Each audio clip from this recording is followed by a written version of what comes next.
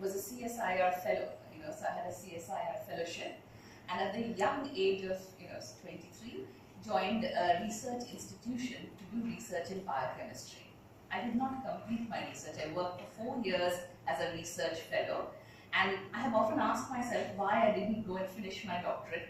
I didn't finish my doctorate because I was married at the time I got the fellowship, and I had a little baby in 1996, and I could not, like hundreds of other women, balance the demands of academic research with the demands that were made to me by my guide. I studied in a very good academic institution. I did research at Bose Institute, Calcutta.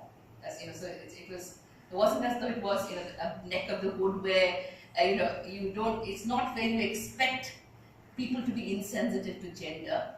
But I come from a liberal family. I chose my own life partner. So I don't belong to the stereotype as who would be the victim stereotype, so to speak, And yet I could not cope with what was being thrown at me at that point of time. And I had to decide whether I wanted to become a postdoctoral. In the department that I worked, 90% of research fellows went on to do postdoctoral fellowships in the US. That was the standard. If you were in a bad department at Bose Institute, it was 90%. If you were in a good department, it was 99%. So I worked in a bad department. I worked in biotechnology. So if you were biotechnology, all postdoctoral fellowships were overseas. And you had to leave your husband, your little child, go and work somewhere. And it was par for the course that you made that sacrifice. It was the culture of the organization. And your family could see no way. You had to make that sacrifice. And I was not willing to do it. So I left.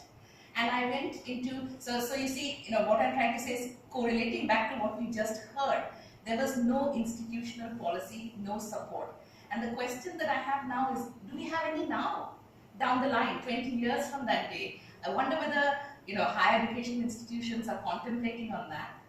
I left it and I took teaching. And when I went into teaching, I was just a wife who, as a tag along to my husband in a school teaching institution. I didn't have a BA, I was doing research, So I got paid the same salary as the bus driver in that institution to teach,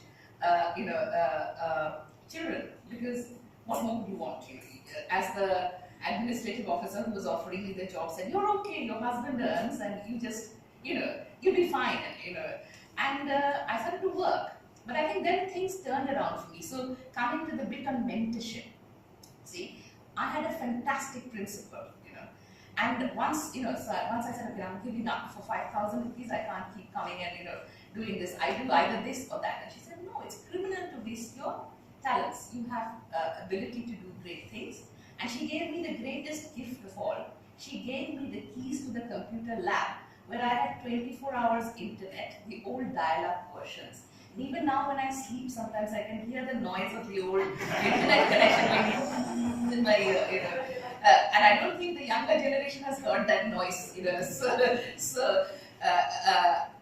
I was there all the time, in a sense, and I took up a niche role within it in terms of internationalizing my school, in a sense, and I began the first exchange programs, and then I moved into the British Council, and then sort of didn't look back.